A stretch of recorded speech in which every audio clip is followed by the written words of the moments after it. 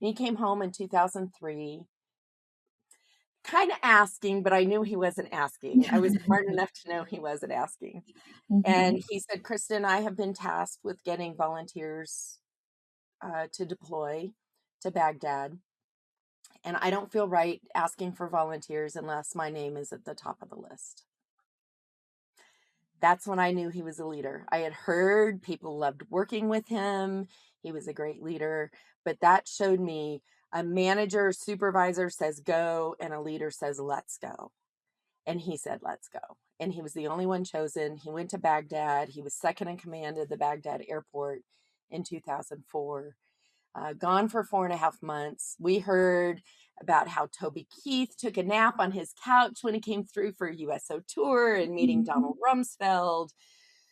He came home with the Bronze Star, and I know that you don't earn the Bronze Star by having Toby Keith take a nap on your couch or Ted Nugent sign your gun holster.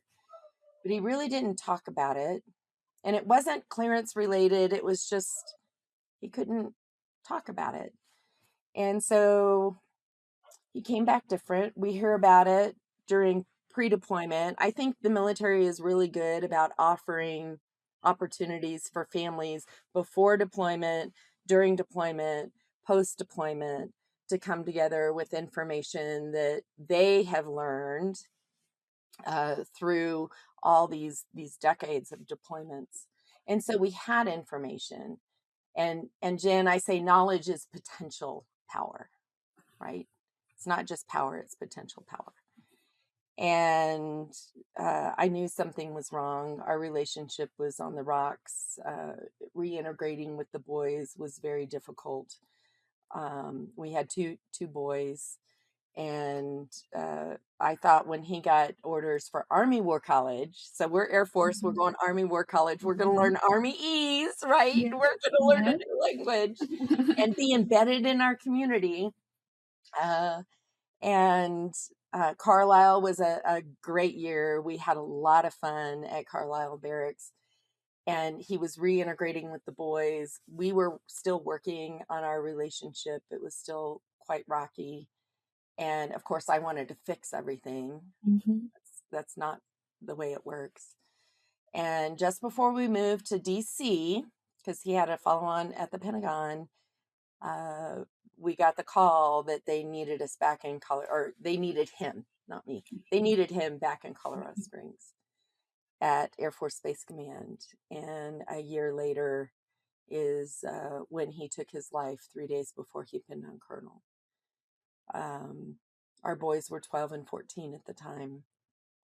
And um, our community came alongside when we needed them the most. I made one phone call and our house was filled with people.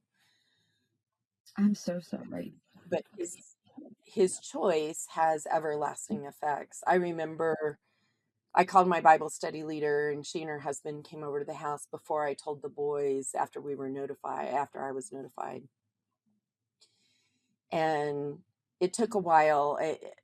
The boys were in shock, of course. Again, 12 and 14, hearing this news, and I was trying to be as gentle as possible, doing the best that I could with the tools that I had, Jen, right? Yeah. Um, and our oldest son looked at me and said, Mom, why didn't he love us enough?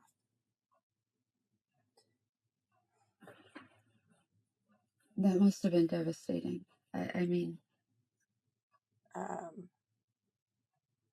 I'm so glad we were embedded in our community yeah. because I could not have done it alone.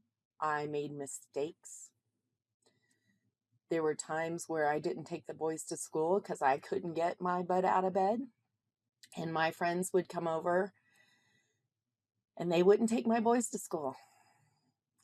They got me out of bed and made me take my boys to school.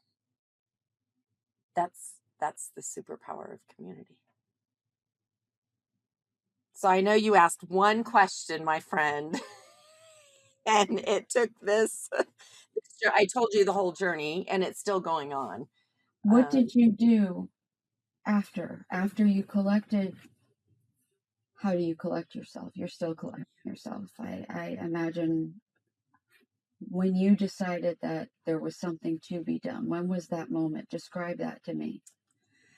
Uh, I will say for 2 years, I did not work. I had been a stay-at-home mom, and my mother kept saying, Kristin, you got to get a job, get a job. It's the structure. I was trying to help the boys navigate through this. And I will tell you, I made mistakes. I protected my kids too much. I was not a helicopter mom. I was an Apache helicopter mom. I mean, oh, my junior in high school would leave his homework at home, and I finally got a job as a receptionist making $23,000 a year. I mean, entry level job, even though I have a degree. And I would leave work to go, and halfway to home, I'm like, what the hell am I doing? I mean, he's 17 years old, We're all guilty right? of this. Right. But I did them such a disservice, truly, truly. And I want people to learn from my mistakes.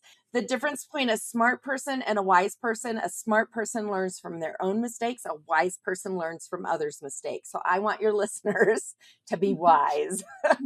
You got to let your kids deal with some consequences of their choosing. We've had to deal with the consequences of someone else's choice, and it's been difficult. But it was 2 years after Don's suicide and 2 days after I called 911 for our oldest son's second attempt, and we didn't have a very good interaction with law enforcement. And I woke up at 3 o'clock in the morning.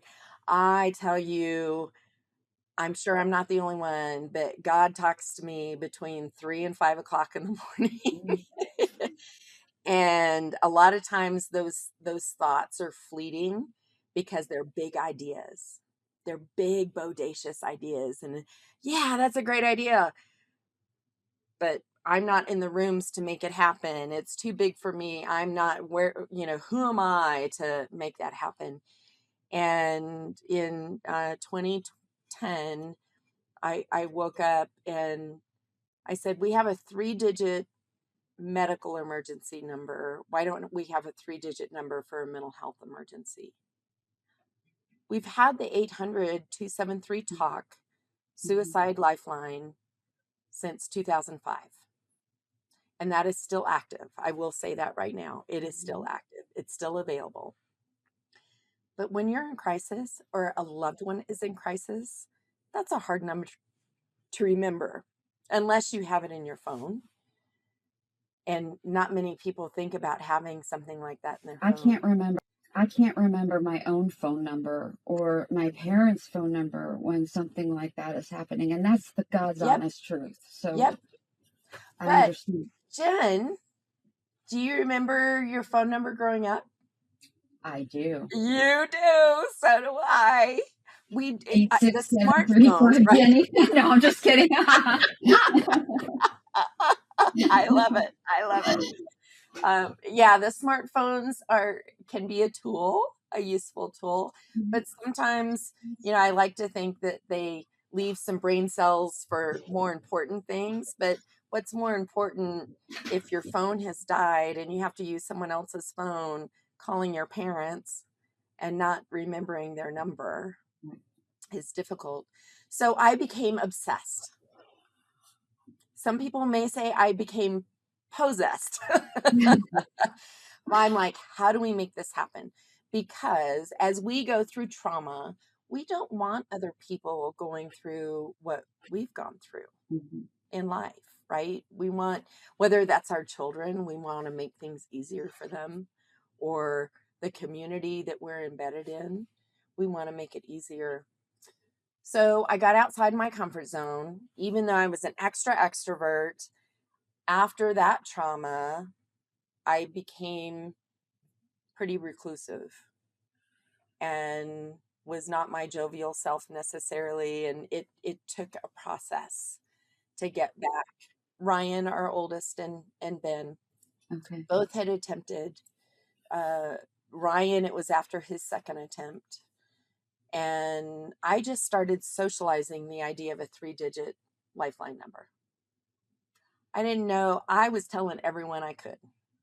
I was telling my plumber. I was telling whoever That's so I could tell. that's so interesting, and I'm actually really glad to hear you say that. We haven't talked about this part of it before, but I often there are a lot of people who I love that are gonna be listening to this. I get a lot of flack for I know this is gonna shock you. People say I talk a lot. No. It's possible it's possible that and you know my own family seems to think that I always bring it back to me, but when it comes back down to it, what I'm talking about is the veterans and Right. the ideas that I have. It's not actually about Jen and like my nails or my which you know maybe need to be done now. You know it's not about like me. It's about the work and the floating of ideas and the things that I'm doing. I get so, what about this? What about that? Because there's so many problems, there are so many things that I'm thinking about, and they're my sounding board. But I Mhm. also go to the grocery store. I go to and this is the truth. Like, what do you think I'm doing? And so I often I'm critical of myself for doing Mm. that. But the fact that you do it, I'm all right. I want to encourage you not to be critical. Enough people are critical of us, right? It's um it's what's between our ears. We're with ourselves 24/7, and what we say to ourselves matter. There's a saying, if you had a friend who spoke to you the way you sometimes speak to yourself, how long would that person stay your friend? Right? That's very smart, what you just Not said. very long. So I call it the stinking thinking from the itty bitty shitty committee between Oh our my ears, gosh. right? Yeah, And we have to change that narrative, because my narrative at the time was, well, this is too big, no one's going to go for it. Yeah, we have 911, they can handle it. But we didn't have a very good experience. And maybe it would have been, well, maybe we can help law enforcement understand a mental health issue, or suicidal ideation. And that has happened in different segments of the US.